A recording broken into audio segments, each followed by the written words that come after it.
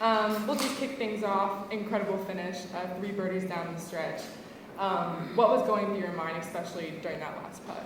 Yeah, I knew that they moved the tee forward on 17, so it wouldn't be too tricky on that hole, but I knew that that was going to be a tough hole to make birdie. But even 18, I had 6 iron in, so it wasn't exactly an easy par. But I didn't really hold many putts from long range today until obviously the last couple holes. But I made a really good birdie on 16. Was able to have a 2-putt there. Kind of gave my first putt a little bit too much, and then made a 5-footer for birdie. So that was nice. I could then see the leaderboard on 17 green and made a putt there, and then I knew I needed to at least birdie the last to win by 1. So as soon as that putt went in, I was just like, oh my God, I've won. Like, I felt bad for the girls that had to putt after that, but yeah, it just all went really, really quickly. And can you just talk to how aware you were of the leaderboard? There was about a 4-way tie headed into the back 9. Did it impact you at all? Were you thinking about it? Yeah, it's kind of hard not to see the leaderboards on this golf course. When they're bright red and as big as they are, it's hard not to see them, and actually sometimes they're actually the line that you want to take into the greens. So I usually look at leaderboards anyway, so I'm not too concerned. I kind of like to know myself. I don't really know if it dictated my game plans as so much, but I just knew on the greens I needed to be aggressive and make sure I got the putt past the hole versus leaving them short. But yeah, it looked like it could be anyone's game come the back 9. I'll open it up for questions now. If you raise your hand, I'll pass someone on the mic to you.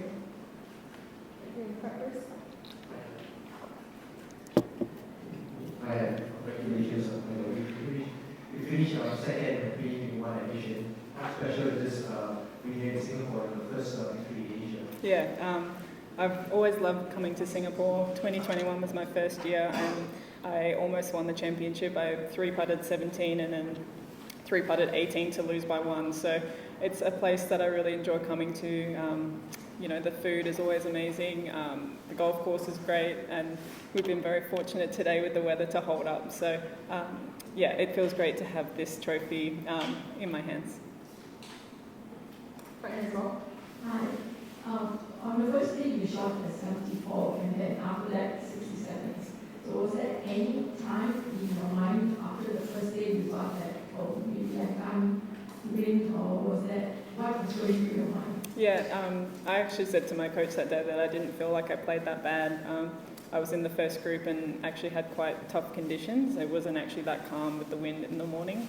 So I just said that, you know, after play, I think 4 under was leading, and that was only 6 shots behind. So I knew that there was potential to shoot low scores, but obviously you have to go and do that. And even signing my scorecard just earlier, I actually didn't realise that I shot 5 under. So it was really nice to finish that way.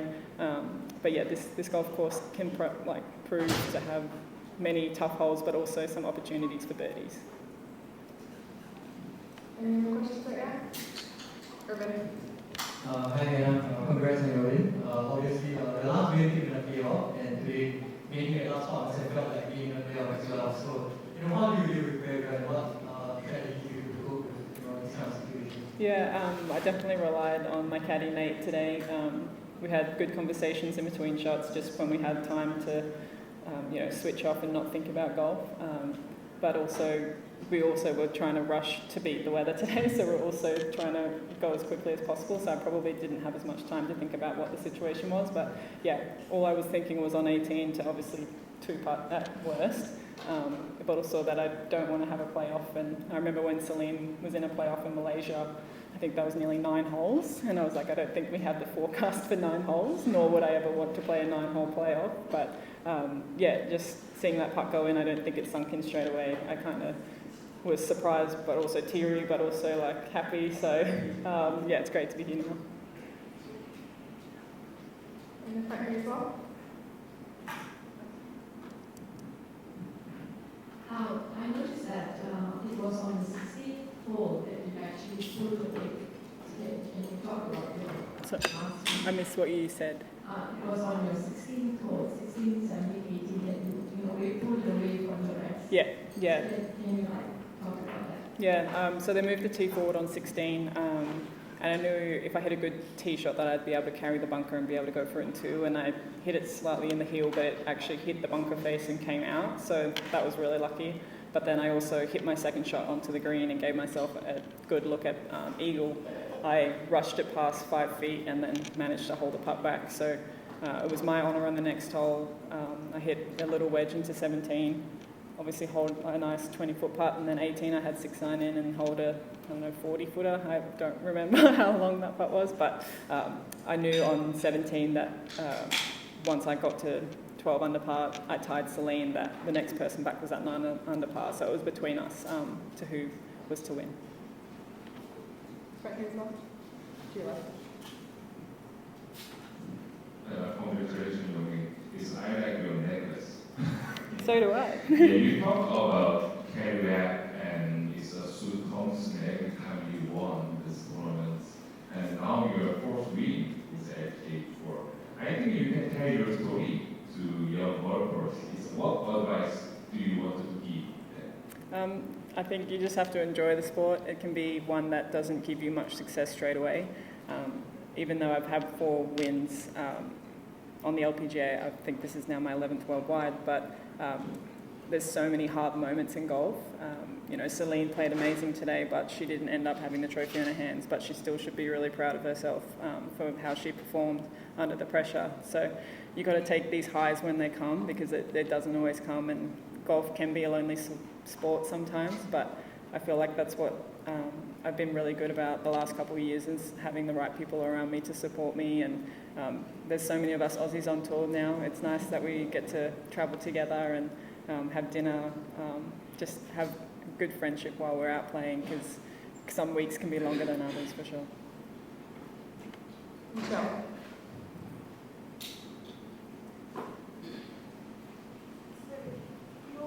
The 13th, I think, of the 16th tournament HSBC sponsored, all but 2 non-managed charities, and one of those 2 is World War I. What is it about this tournament that makes champion rise to the top? I guess, like they say, it is Asia's major. The first round, it definitely played very different to how we've ever played it. Even the second rounds, 2 and round 3, it was still firmer than what we're used to. So I think that's what made it tricky, is coming from when sometimes you do have to shoot 5, 6 under to be at the top, to then shooting a couple under to be at the top. You have to adapt your game a little bit and not think about previous shots you've hit in previous years. But the course is always really great. Yeah, Sentosa do a great job. I said to my caddy on the first practice round hole, like the tees were so tight, I think I'd be so nervous chipping off them, because they're just so nice, you could putt on them. So yeah, Sentosa do a great job, and we've also had really good weather to be able to prepare this golf course for us. And obviously this is the 16th year of HSBC, how important are they as a long-term sponsor of that? Yeah, no, it's amazing.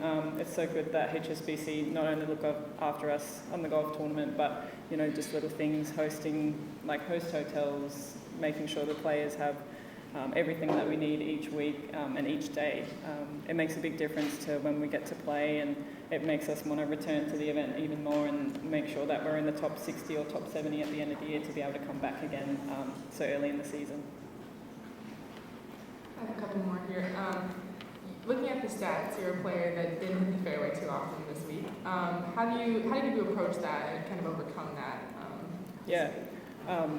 It took a lot of getting used to the first couple rounds, because I did get a lot of lies that you could either go straight under or get a flyer. So I don't actually know if I hit many more fairways today, to be honest, but I was able to hit more greens, which was nice, a little bit more stress-free. But I didn't hit it as good as I have in previous years, but I think I felt confident over some putts. I had a lot of testing putts today on the front 9 for par, because I was either leaving it way too short or rushing it past the hole. So it was nice to just feel confident on those putts, because they're the ones you expect to make. The putt that I made on the last, you don't really expect to make that all the time. So I just got to keep working on what I'm doing, and I think I'll be in for a good season. And how did you handle your emotions today? Watching on TV, I saw you talking with Andrea down the fairway, and I'm sure that happened plenty more times today. But was that maybe a tactic to not focus on things, or? Yeah, I definitely like to switch off in between shots because, I mean, we're out there for 5 hours. Trying to concentrate for that long is really difficult, and I already find it hard to concentrate in general on anything that I do. So I would like to switch off, and I mean, Ayaka and Andrea are great playing partners. They're really easygoing and easily to get along with. So yeah, just spoke with Andrea.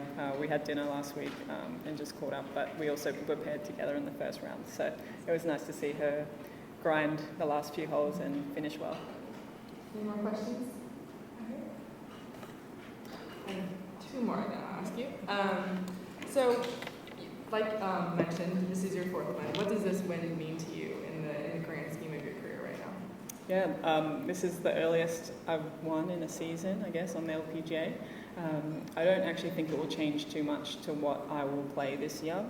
I still think because of the Olympics and 2 swings to Europe that I'll continue with the schedule that I've put in place. But it is nice to have, just to have the flexibility. So I'm excited to play Tournament Champions next year as well, as I haven't played it before because I was busy this year. But yeah, it's nice to be able to have that in my back pocket. And you're playing next week as well in China.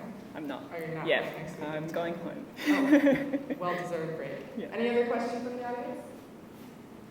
All right. Thank you very much, Anna. Congrats. Thank you.